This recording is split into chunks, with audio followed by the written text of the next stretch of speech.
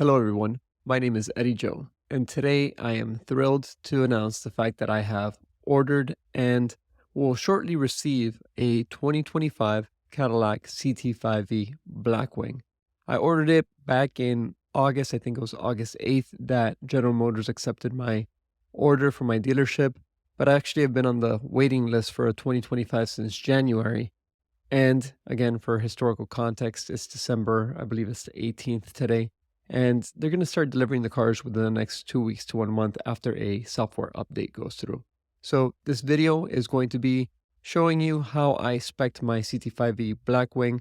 Obviously, my taste is not your taste. I hope you guys will give me some constructive feedback or what your thoughts are on the car. I feel very blessed to be able to afford a car that's over $100,000. I've worked pretty hard, and I recently published a book that has done quite well and has allowed me to have a little bit extra cash to be able to spend on this and treat myself. So without further ado, let's go to Cadillac.com, which is on my computer over here as I move the microphone, and let's go through the 2025 CT5V Blackwing. So heading over to the website, obviously, build and price right here. Let's give it a minute so it could load up. And again, this is a car I never thought that I'd be able to build and afford. So let's just go ahead and start a new build here. Continue as guest. And obviously the starting price is already pretty high at about 102, but first and foremost, we're going to go with the CT5V Blackwing that starts at 96 and 96.9, so therefore 97. And I am going to go with the 6-speed manual. One of the reasons why I'm choosing this car with a manual is because all my cars are manuals. I love manual transmission cars. Driving automatic cars is honestly boring in my opinion. You could like the 10-speed, good for you. Manuals is what I'm in for. That being said, part of the reason why I'm getting a manual sedan is because now I have 2 little girls that I have to have in the car every now and then. So better to have them in a sedan versus an SUV. Carrying on with the actual exterior colors on the car, given that my cars have historically been black, gray, silver, and now white with my wife's SUV, I need a little bit of color. That being said, I was really intrigued by the new colors for 2025, which include the Drift Metallic, which looks like this. However, I've never seen it in person and don't like it enough to make the jump for it. And I also really do like the Typhoon Metallic, but that's again another color that I would love to see in person. However, the color that I did decide on was the Radiant Red Tin Coat. This is a beautiful color. I've seen it in person, and this might seem a little bit awkward to you, but I really, really love the Soul Red on that Mazda makes, especially on the Miata. And if I could have the closest thing to it on my Blackwing, that's what I want. When it comes to the actual wheels on the car, the actual aluminum wheels are not my cup of tea, but I also have a lot of cars, or most of my cars recently have had black wheels, and I do not want black wheels anymore. So therefore, I have selected the Tech Bronze finish wheels, which don't actually look gold in person, or at least per the pictures. I've never seen them in person. It's crazy where I live. I've probably seen 1 or 2 Blackwings in the last couple of years. But I think that the $1,500 option here is definitely worth it to have such a beautiful wheel. When it comes to the tires, obviously, I'm going to go with the summer tires, but the brake calipers to match the paint, I am going to go with the red, so it'll look like that. Definitely not blue, definitely not bronze. I'm not spending any additional money on the wheel caps nor on the wheel locks, although you could tell me if it's worthwhile to select the factory wheel locks on this car, because you could always get them a little bit less expensive elsewhere.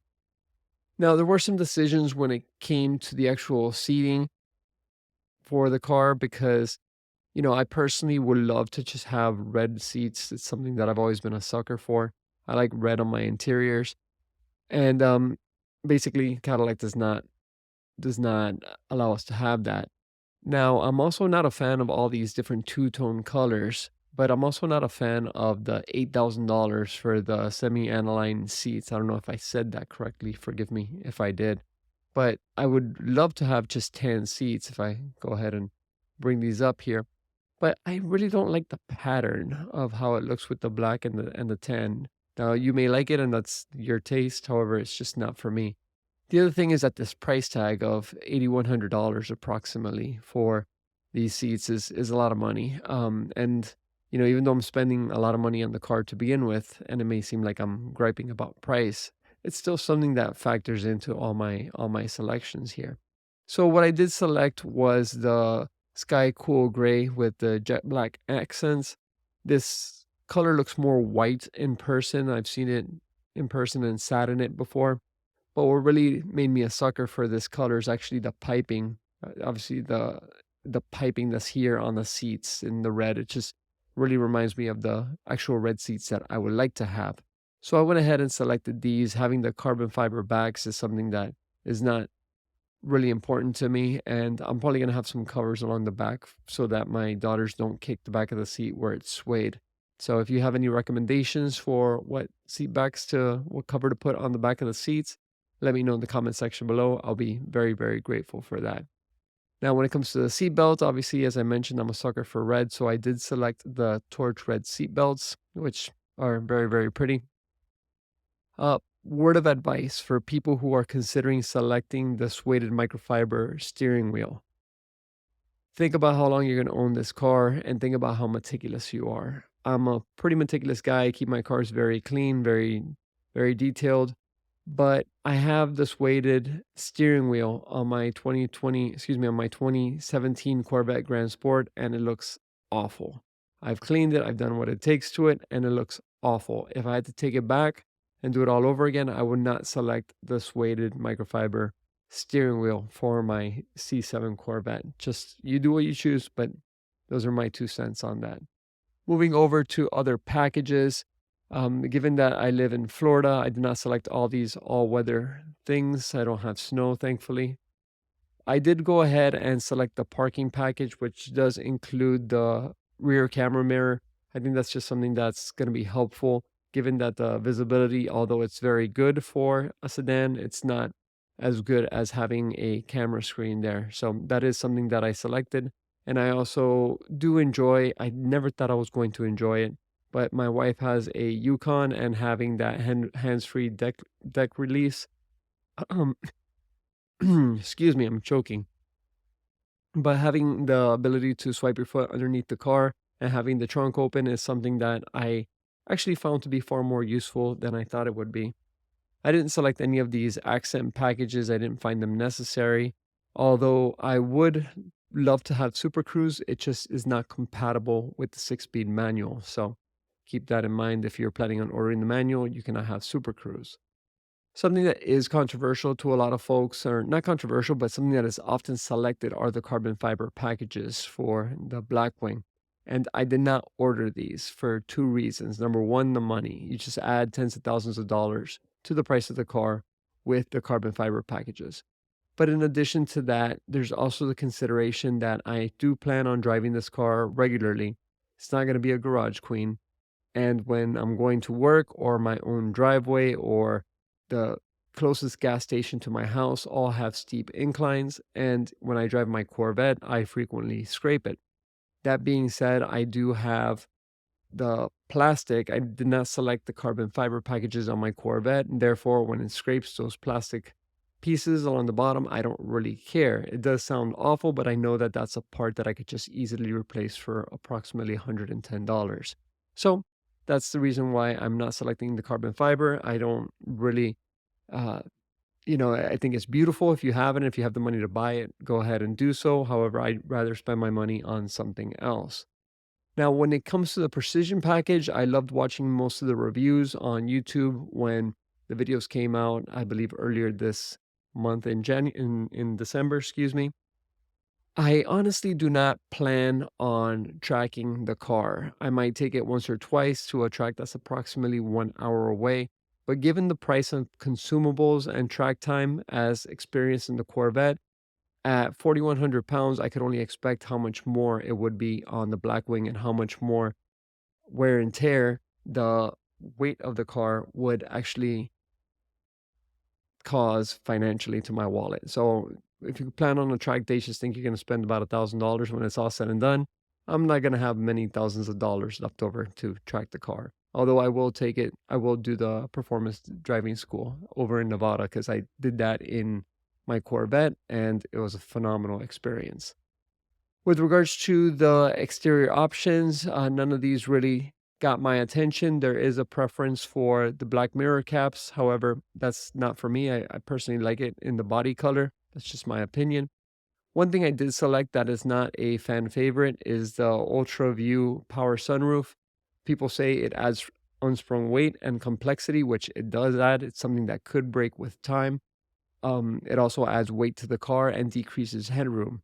That being said, I love having a lot of natural light in the car. The more natural light, the better, in my opinion, and therefore, the sunroof is something that I am pulling the trigger on.